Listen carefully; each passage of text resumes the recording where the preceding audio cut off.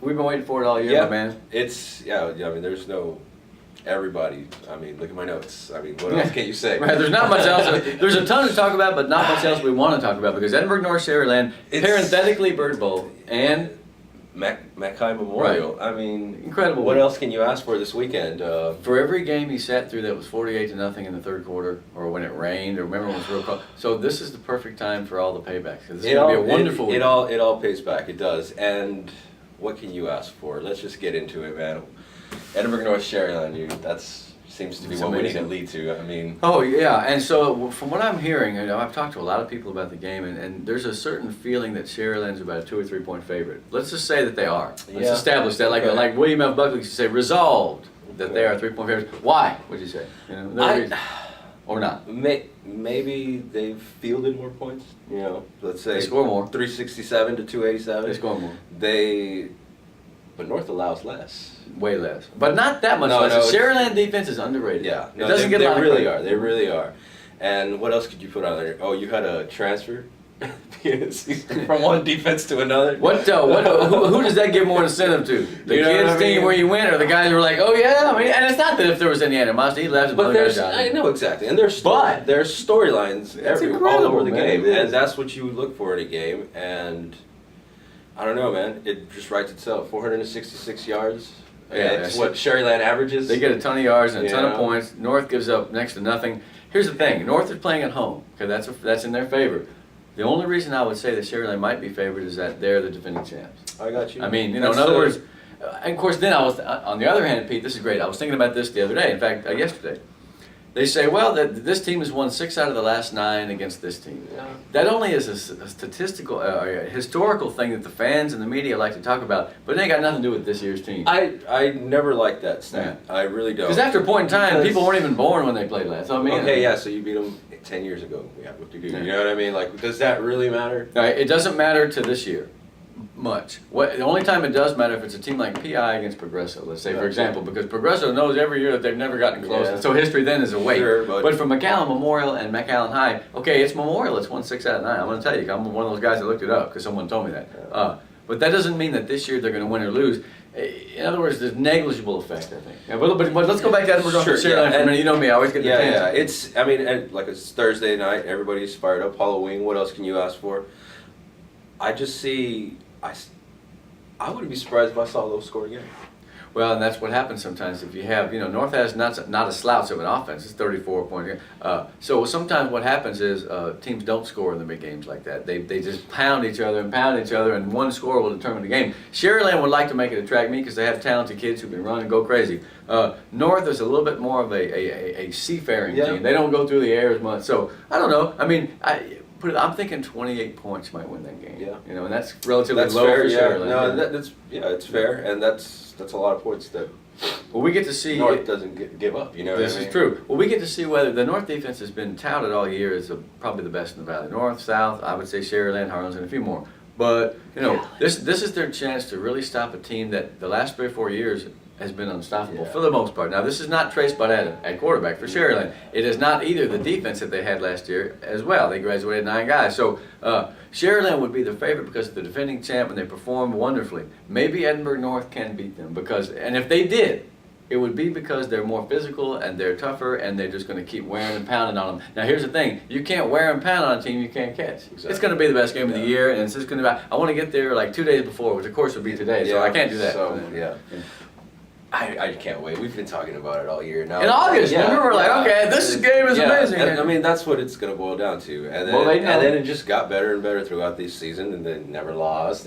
One team decided not to give up touchdowns. For a long time. Yeah, I mean, it just built up, and now what can you say? But it's going to happen on Halloween. So punt returns. Yeah. Just keep in mind, and his North kicker, Diego Sanchez, the great soccer player, is he 100%? They SU'd a short field goal early in the game against Vela. Because they weren't sure if he could kick. He hurt his ankle in school. So little things like that will determine the game, I suppose, as long as one team doesn't completely fall flat and turn the ball over a lot. And I hope that's not the case in the big game because it's always kind of a downer. Yeah, you see it sometimes when one team is too hyped, they go off the cliff, they're backward. They were in reverse. So. But then sometimes you get that shootout, and Like the playoffs one year when Yeah. Scott Meyer and them Yeah. and came over to Edinburg North. That was a good game in the second round. All right, that's a fantastic game. I think that McAllen and Memorial means almost as much. Because McAllen's #1 right now, a game ahead of Weslaco. Memorial can really throw a wrench into the works. They can, and if they don't, what happens? They may not make the playoffs. they might not. They've been playing so well, and they may not make it. They have been playing well, and man, the kid just has more yards and more yards and more yards. I know, he's amazing. But Saul Cuellar had more. 342. That was an number for amazing him, thing. man. You know who won that game? Darren Rivas, because he had 167 rushing and 172 passing. And it's the time of the year when I expected him to do that. The last 2 games he's thrown. He's a good athlete. He's a lot better than people think. East, I think, is going to be in with Weslaco and McAllen. So it now then devolves to see who will be that 4th spot. It could be Memorial. It could be PSJ. Well, it could be who? It could be San Benito has an outside chance. No, well, they got 4 losses. It's a tough day. Look, Rowe will win. San Benito's off. They have 4 losses each. If Memorial and PSJ both lose, they both have 4 losses apiece. So you head into the last week of the season with a dogfight. Now, PSJ plays Weslaco. Yeah, right. That's going to be a good ball game, man. And Weslaco, to their credit, man, they put up a hell of a fight against. Especially at the end. They didn't start well, but they came back hard. And they almost took it from me. They really did, but it's like we've been saying, and it's kind of a broken record. It's a great broken record to have, by the way. Yeah. But I keep on after each game, I keep on talking to Coach Brewer, and it's just like it seems like every time we talk, I'm talking about your defense, and your offense just finished scoring 20, 35 points. Made all the plays they needed and stopped people. Their defense just stopped people. They're like Edinburg North. I like that. They remind me of Edinburg North a lot. They had that steady. Wesco had that goal line stand, and they needed 99 yards. They didn't even get the first down. Right. You know what I mean? And Weslaco will always run for a few because they're an amazing offense. No, they played. Weslaco played really well, and it's gonna be a tough match against PSJ.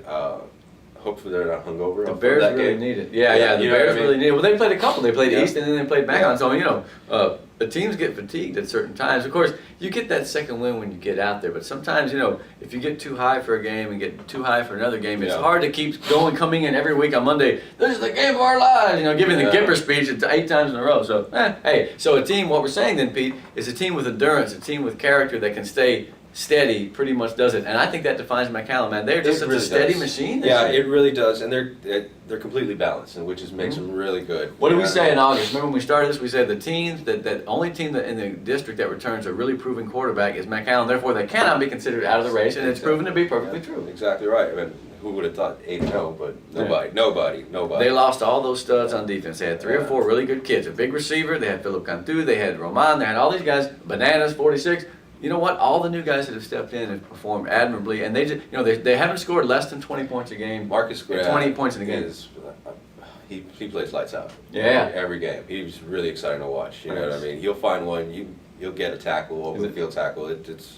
He's really exciting to watch. I like Hilgenfeld, man. Yeah, the great Hilgenfeld. He does a few tricky things every now and then. He's like 8 feet tall. I love that guy. He had a good one, man. It was just a good game, and McHi's defense is going to have to step up and great tacklers. Yeah, and not allow Trevor Spates to run on them. I mean, that's how that game's going to boil down to. And yet, what's his name? 23 is coming on like crazy, man. That other running back had 200 yards. Alonso. Gabe Alonso. He's running better and better every week. I said the same on 956, and I truly believe it. When I see the highlights of him now, he's looking super quick and super bouncy, and that gives him another threat. Yeah, you can't contest by this scoring 68 and 40 something. No, Memorial is. Oh, they're impressive. They're peaking at the perfect time. Everybody. I hope they're not streaking like the 70s through the quad. Anyway, they're peaking, and that's what's good. You want to be peaking this week. You know what I mean? And if you say, 2 games left. Yeah, exactly. Better than like the first game of the year. Okay, so if you got a team that's scoring a lot, they're on a roll. McAllen, I don't think we'll worry about it though, because like I said, they've proven they can score, and they've proven they can score in a pace game. Yeah. See, they beat Rowe 42-40, so that was a game in which they had to score. What you don't want to do against a team like Memorial is get behind, because they'll keep the ball for 15 or 16 plays. Of course, the problem with that anymore is that it's not 15 or 16 plays, but by the time you get 6 or 7 in, the kid will have broken one. Yeah, he will. That's unbelievable. There's no way around it. It's going to be exciting. That's Friday night, man. Thursday night, Friday night. What else can you ask for? If McAllen gets the quarterback play it's gotten all year, then it should be the favorite playing against Memorial. But Memorial needs it more, I think, because McAllen needs it to win district. But Memorial needs it to make the playoffs probably. If they Yeah. lose, they're going to have to again beat PSGA on the last game of the season and hope for other funny business. It's going to be great, man. 2/3 of the city's going to be there. Are you Yeah, kidding me? man. And you know there's going to be a big crowd at that stadium when it is able to make it seem big. Because, I mean, it holds like 16,000 Yeah, people. there's a lot of people. We were talking about that stadium yesterday. Anyway, so yeah, man, I mean... Who knows who's going to win the last spot? I think it's going to be East. It'll come down to next week, I think. Yeah. I mean, what can you ask for? Because you're going to have a couple of teams at 3 and 4. Now, what about in the other I was districts? Let's bounce back to I was about to say, speaking of Economides, they're 6 and 2. They hold their destiny. You know what I mean? They're like McAllen in a certain way, is that they're not flashy. They don't get the yards they got last year. They don't break the long plays as much as they did. But they're grinding it out. That offensive line is coming of age. The last 2 games, they have looked fine, man. They really have. The defense is pretty solid. All they got to do is win. If they beat Donna, they're cool. Mm. And then if they lose to Donna, then they got to go and beat Palmview, but it's at home. So they can probably do that. Palmview hadn't won a game. Donna the same way. Donna beats Economides, they're in. But if they don't, then they'll have to beat Lincoln in the last week, and that's essentially doable. The fact is, Vela has had a good season. I mean, people laugh and I say, well, at 5 and 4, Michael Salinas needs to be in the Coach of the Year conversation. I think he does. You actually have to put him there because I would put him and Kevin Brewer there. You know what I mean? Top of the class right there. You right, know, pretty much. and just from what the teams did last year to what they're doing this year, I mean, they got shut out last year. Yeah, they didn't have a chance to win any games, at all. They got shut out last year. They didn't know what they were doing. And at the beginning of the season, they were on a run. Oh, man. They were on a great run. You know, if it wasn't for injuries, they'd be on that great run. I think so. I think yeah, so too. They had a lot of hurts. I think they would be the 3rd spot. You look at that sidelines the last couple of games and 58, 7, 4, 70 something. I mean, there's 5 or 6 kids who were starters and really good players that are not playing now because of injury. 28 got it, and Nara Cavazos. They have hung tough through some adverse circumstances, and let me tell you, man, they had Don on the ropes. They had North on the ropes for about 3 minutes. They got down there and scored early 7-0, and everybody's like, "You've got to be kidding!" Then all of a sudden, North just started rolling, coming on them. They're not the world's most flashy team, but they are very physical and big, and they all run well and hit. I think it'll be the best football game in the Valley since regular season game since that 09 PSJ North and Harlingen, which, by the way, was a one-sided game for the most part. Harlingen won, but the hype and the lead-in, because think about it, you got 3 teams that are undefeated. In Bird Bowl is 1, Harlingen's got 1 loss. And then Edinburg North and Sharyland's undefeated. 4 5A teams plus McAllen are undefeated. That's amazing, man. It's been great. Yeah, this has been a great year, and it's not over yet. That's what's the beauty about it. Have you been looking in on the Harlingen South? I haven't. I've just stayed here on this side of the valley. Well, I've been trying to from afar to do some spying. I know you like that Bird Bowl. Yeah. What do you like in that game? Well, you know, South. It may be South here because they have more weapons that can go all the way. Right. I mean, a receiver that can do it, a back that can do it.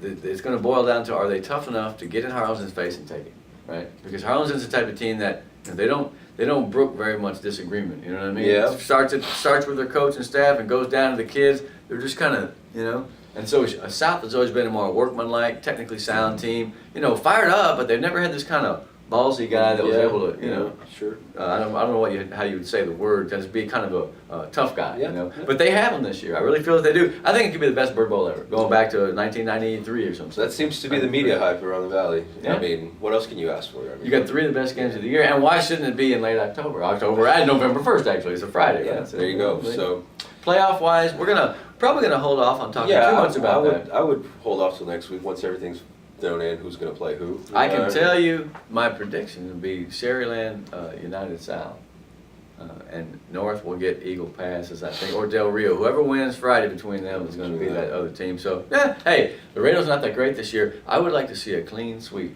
And that would mean, of course, beating Alexander. If Economides gets in as from before, that would mean them beating Alexander. Or Donna if they're 4. No, that would be... No, it wouldn't, because Economides is small, Donna's big. It won't change.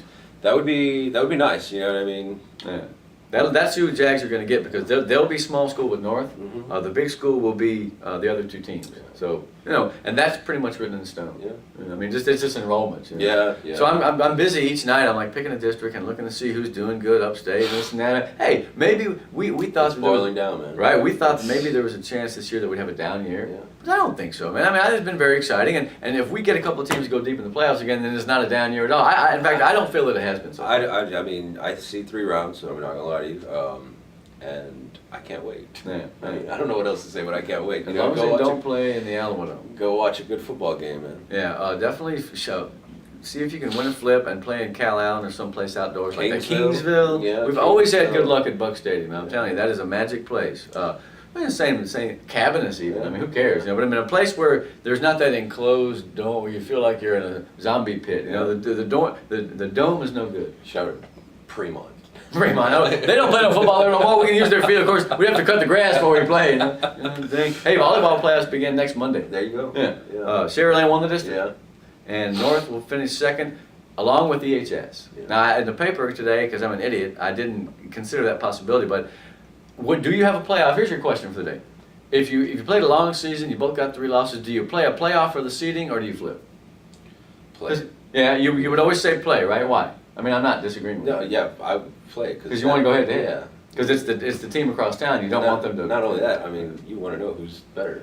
True. Why? I mean, Because you obviously split. if it's going to be luck, you might as well just done that at the beginning of the season. Yeah, that's true. I was thinking this though: if you play at this point in the game, the girls are pretty tired in a way, not only physically but psychically. So just consider. I'm not asking you to agree that you only have a certain number of games left in your kids. Sure. Right? I mean, you got some teams who are horses. No, And they're going to sure, play. yeah. They're going to run through the brick wall. Other teams will shut down, even though they don't seem like it and they don't want to. Just psychically, they're just weary. So I mean, if you have a playoff and it goes 5, then you have to turn around and win. Play the next 2 days. So I don't know. I mean, the 2 schools of thought. I don't know what I think. I just thought I'd bring that converse point up. That's a good point. I would still play. You know. Yeah. Well, especially yeah. if it's EHS North, especially. Yeah. You think they want to just decide something by chance? It's been a great volleyball season because everybody's been beating everyone else, Yeah. right? And it's amazing. Vela finishes out with Sharyland tonight. I'm going to try to get over and see those girls. They're in the playoffs, man. Congratulations. First time ever. They almost made it last year. Nice. Boy, when you look at the future of sports in Edinburg, man, those Vela girls, that program is looking pretty solid. Wait till softball this year. You know? Yeah. Wait till basketball. I've heard some people talking about the fact that they may be a favorite to win district this There year, you the go. girls. Yeah. There you go. And I think the boys will be much improved. Lalo Rios' team brings back a lot of guys that played a ton of summer league ball. They seem like they were really getting it together. So